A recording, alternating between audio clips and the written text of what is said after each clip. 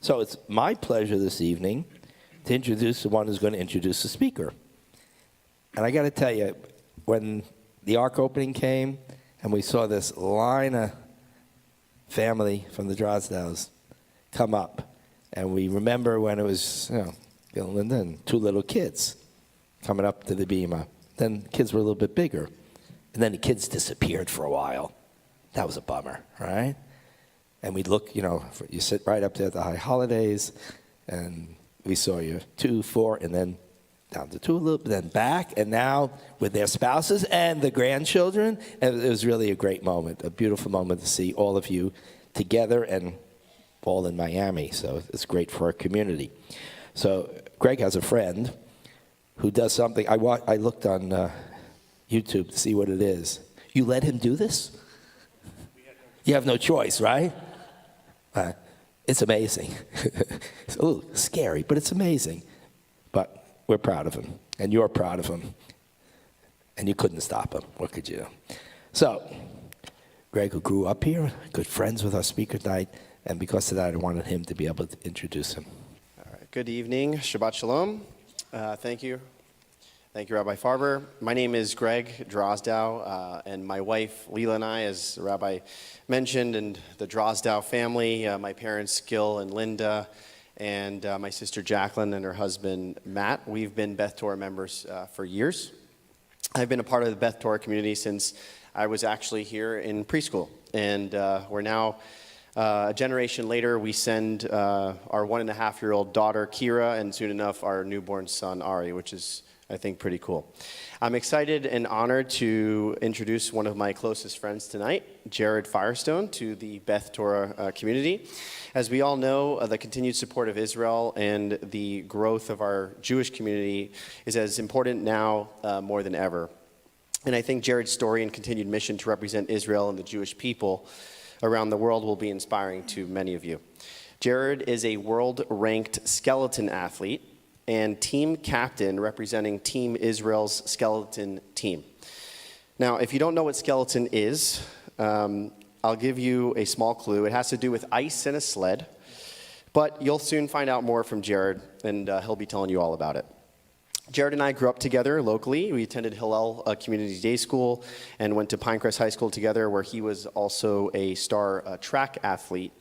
After Jared finished undergrad, he attended Cardozo Law School, where he became a lawyer, but he always aspired for more, and something I admire and appreciate about him. He decided to continue his athletic pursuits post-high school and college and taking on the Olympic sport of skeleton.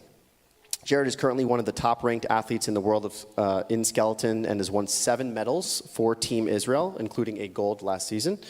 He's in the process of fundraising to compete while bringing awareness to Israel in the sport of skeleton in prepping for the 2026 Winter Olympics in Milan, Italy.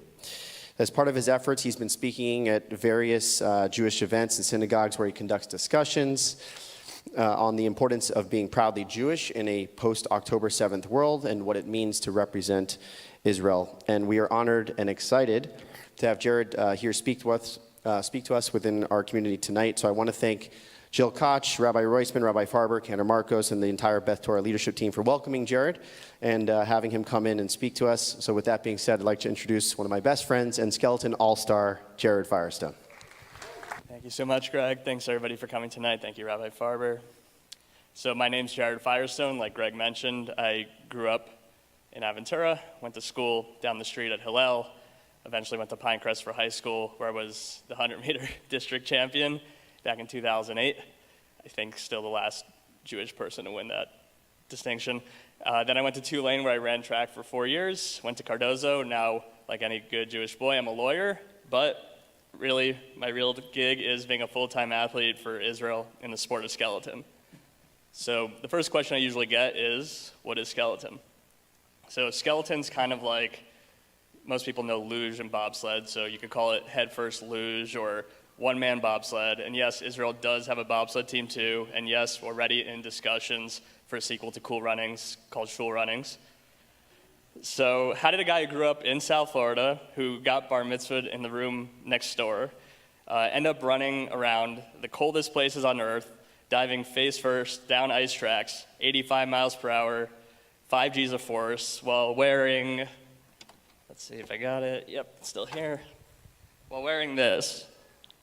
So the answer starts right here at Hillel.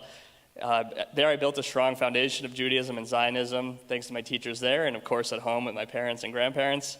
And then going on the March of the Living in 2008, it made me realize I needed to play a role in fighting anti-Semitism, and more importantly, being able to educate people, especially neutral people, people that could go either way, and get them to become supporters. So I thought to myself, how can I do that to get them to be on our side? So the one gift I had was running fast. I ran 4 years at Tulane, and during this time, I made efforts to join Israel's national team. Now, it was a little more complicated back then. This predates WhatsApp. My parents were going to kill me with the long-distance phone bill I ran up talking to the coach of that team, but eventually things fell through.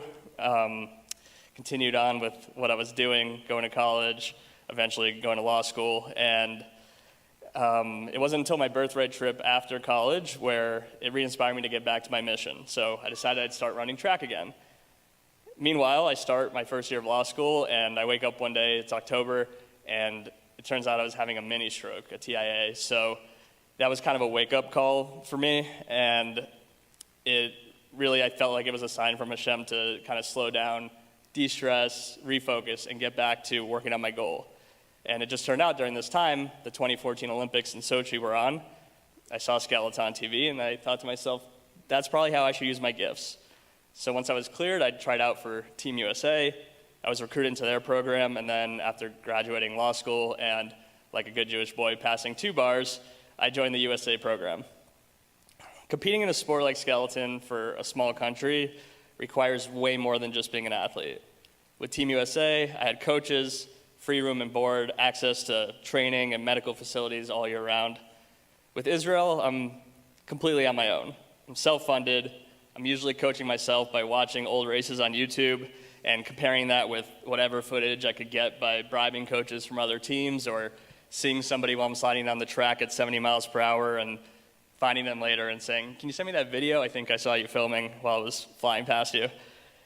And despite knowing the challenges that awaited me, the only thing motivating me to continue down this cold path, bearing through the tundra-like weather, the sacrifices to my social life, and the hard hits to my body, even harder hits to my wallet, was knowing that one day I could represent Israel on an international stage. So I worked really, really hard at it, and then in 2019, once I was in a position I felt like I could represent Israel the way I wanted to, proudly and safely, I made Aliyah and began competing for Israel. Since then, I've won 5 national championships. We have a future Olympian here, too. This guy's been running all day.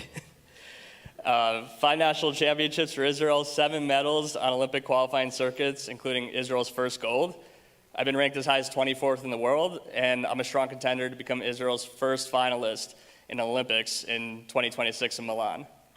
And with this comes not just the demands of being the best slider or athlete I could be, but also carrying the weight of being the best ambassador I could be for Israel and the Jewish people, both on and off the ice.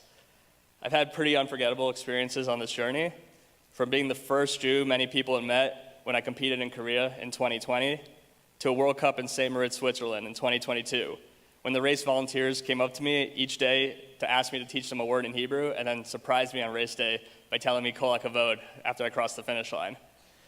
And then this season, rotating stickers of the hostages on my sled every day of sliding, sometimes taking runs with tears in my eyes, but knowing I had a duty to raise awareness to my fellow competitors and spectators of what's happening in my country. We all have our talents, and there's so many ways to use them to help support our cause. Over the past 5 years, especially this past season, I saw firsthand the power of simply talking to people, having conversations, answering questions. This is something we can all do.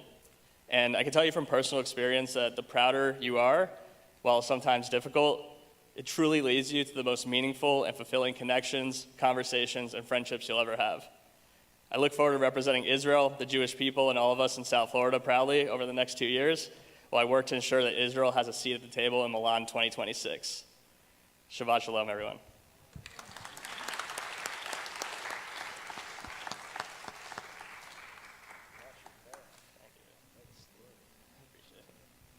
Wow, what an inspiring story to hear.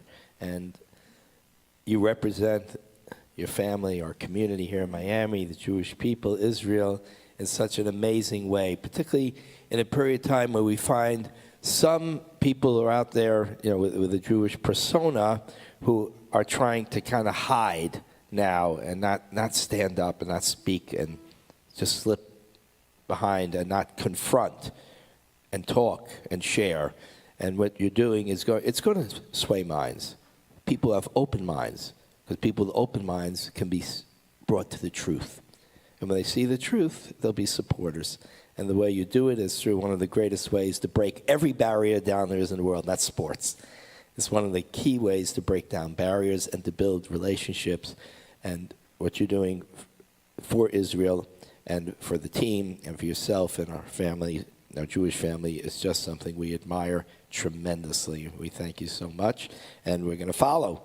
We're going to check out those Winter Olympics and see how you're able to compete and to represent our state and our people and our community. Kol hakavod.